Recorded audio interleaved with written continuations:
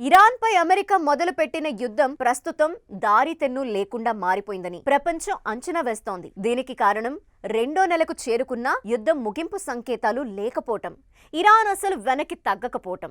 అయితే ఈ యుద్ధం వల్ల మధ్య ప్రాచ్యంలో ఒక్కసారిగా లెక్కలు మారిపోయాయి. ముఖ్యంగా నిన్న మొన్నటి వరకు అమెరికా నీడలో భద్రంగా ఉన్నాయని భావించిన గల్ఫ్ దేశాల డొల్లతనం బయటపడింది. అదే సమయంలో ఇరాన్ని దెబ్బతీద్దామన్న అమెరికా, ఇజ్రాయెల్ ప్రయత్నాలు వికటించి ఆ దేశం ఇప్పుడు ఎన్నడూ లేనంత బలంగా కనిపిస్తోంది. ఇరాన్ పై యుద్ధం మొదలు పెట్టే నాటికి అమెరికా, ఇజ్రాయెల్ లెక్క ప్రకారం ఆ దేశంలో కీలక నాయకుల్ని చంపేసి దేశాన్ని తమ ఆధీనంలోకి తెచ్చుకుని అక్కడ తమ చెప్పు చేతల్లో ఉండే ప్రభుత్వాన్ని ఏర్పాటు చేయాలి.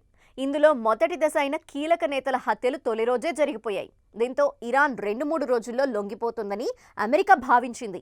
అక్కడే లెక్క తప్పింది. సుప్రీం లీడర్ అయాతొల్లా ఖమేనీ దారుణ హత్యతో రగిలిపోయిన ఇరాన్ ప్రతీకార దాడులకు దిగింది. అవి ఏ స్థాయిలో ఉన్నాయంటే అమెరికాతో పాటు ఆ దేశ సైనిక స్థావరాలకు ఆశ్రయం ఇచ్చిన గల్ఫ్ దేశాలు వణికేంతగా. భద్రతా హామీలు లేకుండా యుద్ధం మధ్యలో ఆగిపోతే గల్ఫ్ దేశాలు తీవ్ర ప్రమాదంలో పడతాయి. భవిష్యత్ ఇరాన్ ప్రతీకారం ఈ ప్రాంతానికి మాత్రమే పరిమితం కాకపోవచ్చు. టెహ్రాన్ తన దశాబ్దాల పురాతన ప్రపంచ నెట్వర్క్లని ఉపయోగించి యుద్ధ భూమికి దూరంగా ఇజ్రాయెల్, అమెరికా మిత్రదేశాల ప్రయోజనాలని లక్ష్యంగా చేసుకోవటానికి సామర్థ్యాన్ని కలిగి ఉంది. అమెరికా ఇప్పుడు యుద్ధం మధ్యలో ఆపేసి పారిపోలేని పరిస్థితి. అలాగని చర్చల పేరుతో లాబింగ్ మొదలుపెట్టి ఏదో విధంగా బయటపడదామంటే అది కుదరని దుస్థితి.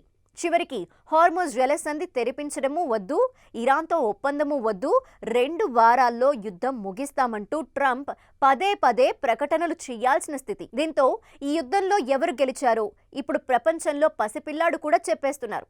స్పష్టమైన హామీలు లేకుండా యుద్ధం ముగియటం గల్ఫ్ దేశాలపై తీవ్ర ప్రభావం చూపేలా ఉంది. ఈ ప్రాంతం ఇరాన్కి లాభదాయకంగా ముగుస్తున్న యుద్ధం యొక్క పరిణామాల్ని భరించాల్సి వస్తుంది. ఇరాన్ ఈ యుద్ధంలో విజయం సాధించకపోయినా షిప్పింగ్ మార్గాల్ని, ఇంధన ప్రవాహాలను, ప్రాంతీయ స్థిరత్వాన్ని బెదిరించే సామర్థ్యంతో బలపడగలదని గల్ఫ్ దేశాలు ఆందోళన చెందుతున్నాయి.